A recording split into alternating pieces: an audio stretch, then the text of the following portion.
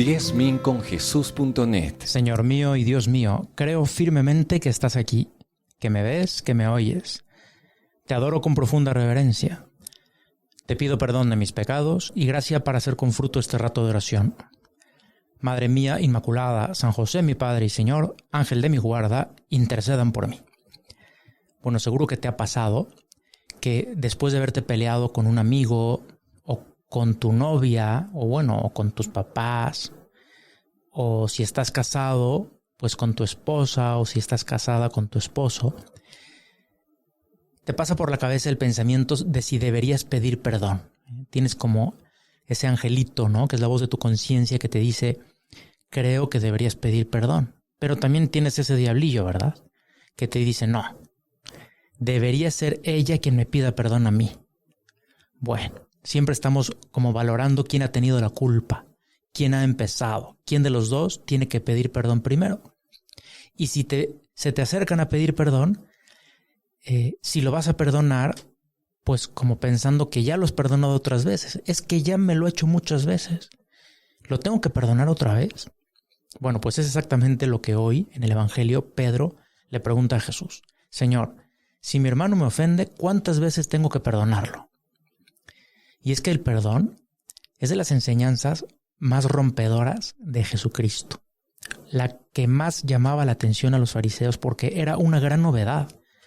En el Antiguo Testamento regía la ley del talión, ojo por ojo, diente por diente. Tú me haces y yo te hago, y así hasta el infinito. Algunos rabinos habían llegado a la conclusión de que se podía perdonar hasta 3 veces. Y eso que era el pueblo elegido. Ya si nos vamos al resto de las culturas, pues qué perdón ni qué nada. Por ejemplo, en la cultura ancestral japonesa se aconsejaba sonreír al enemigo mientras no pudieras acabar con él. Homero juzgaba que reírse del enemigo era el más dulce de los placeres, y Sócrates creía que el no vengar las injurias era una cobardía propia de un esclavo. O sea que ya te puedes dar cuenta cómo estaban las cosas hasta que vino Jesús, y en ese diálogo con Pedro, que se lanza como de costumbre y te hace esta pregunta, ¿cuántas veces tengo que perdonar? Hasta 7, tú, Señor, que no has venido a llamar a los justos sino a los pecadores, le respondes, no te digo 7 veces, sino hasta 70 veces 7, que es un modo hebreo de decir siempre. Y es que tú, Jesús, no le pones límites al perdón, porque tú, Jesús, has venido al mundo precisamente para salvarnos, para perdonarnos, dando tu vida por nosotros, que cuando Dios nos perdona, nos está dando su más grande amor. Esa es la misericordia del Padre. Me gustaban mucho las clases de teología de un profesor en Roma que nos decía que no es que el pecado de Adán y Eva hayan tomado por sorpresa a Dios, ni tampoco que tengamos este cuerpo que muchas veces parece el culpable de todas nuestras debilidades y pecados. Decía, es al revés.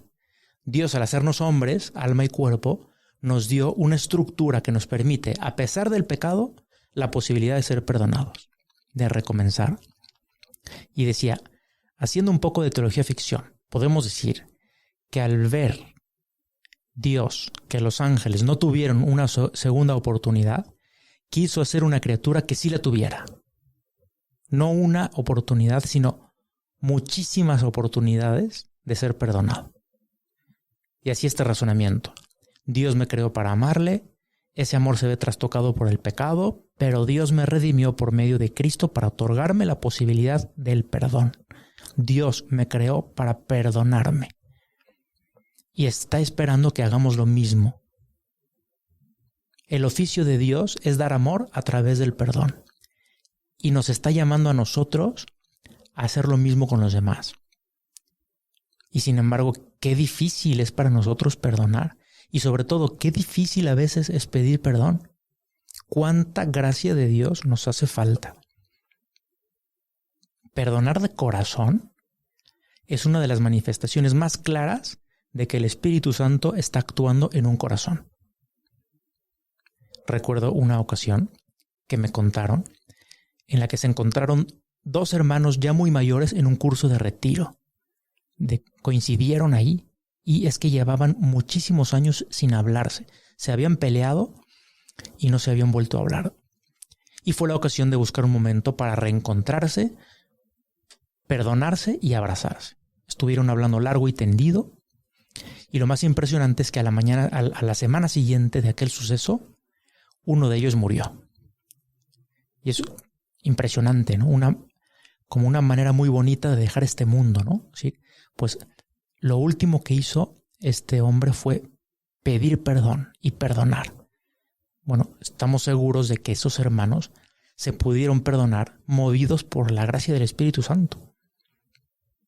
Una vez me contaba un sacerdote una anécdota de una mamá que caminaba con su hijita chiquita, que al pasar junto a una pareja enojada que se estaban gritando, la niña le agarró el vestido a su mamá y le preguntó: «Mamá, ¿por qué las personas gritan cuando se enojan?».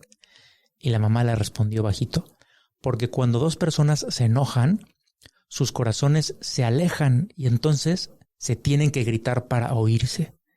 Es una respuesta muy buena, porque describe muy bien lo que pasa cuando una persona ofende a otra. Los corazones se distancian y para acercarlos es necesario el perdón. La única manera de cubrir esa distancia es mediante el perdón. El perdón es tan necesario, es algo muy valioso pero muy delicado, porque cuando pedimos perdón nos quedamos con el corazón vulnerable. Sí, en ese momento estamos esperando la respuesta de alguien que queremos. Y si en ese momento nuestra petición de perdón no es bien acogida, pues nos costará muchísimo volver a pedir perdón. A veces escucho decir esta queja u otras similares: es que mi esposo, es que mi mujer, es que esa amiga nunca me pide perdón. Y puede ser que efectivamente no sepa o no se sienta capaz de pedir perdón. Pero también podríamos pensar: ¿cómo acogemos nosotros el perdón que nos piden? Porque si cuando nos piden perdón les contestamos con una ironía o aprovechamos para quejarnos más, pues entonces es muy posible que no le queden ganas de volver a pedir perdón. Cuando alguien te pide perdón, te está diciendo que te quiere de la manera más auténtica.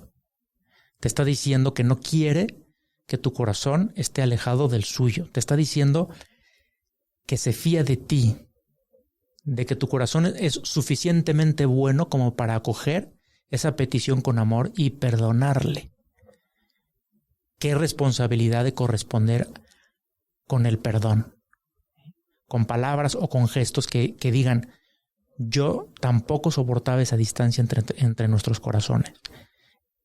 Es una manera muy bonita de decir que nos queremos, y todos tenemos esa experiencia que después de perdonar nos sentimos más cercanos, nos sentimos más amigos.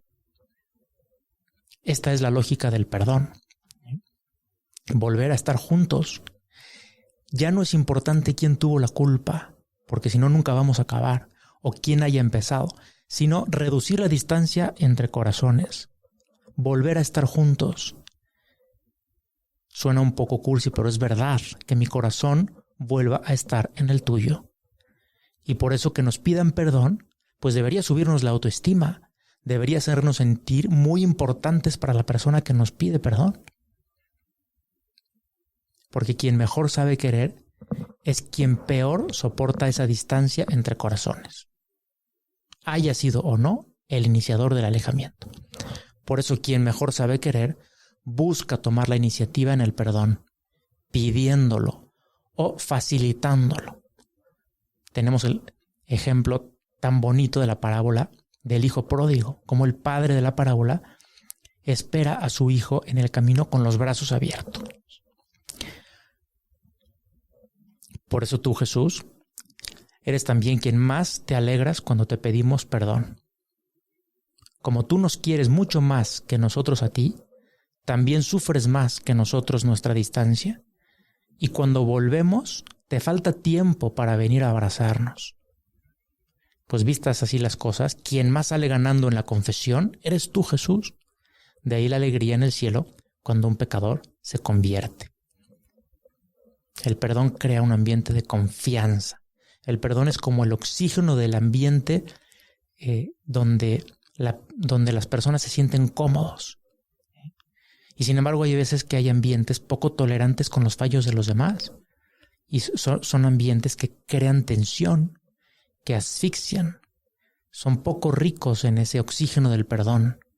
En cambio, el ambiente de la familia de Dios, el ambiente de las familias en las que Dios está presente, tiende a ser un ambiente rico en perdón, donde uno puede sentirse a gusto, sabiendo que lo quieren como es, incondicionalmente, y que esos errores personales no son un obstáculo insalvable para el amor.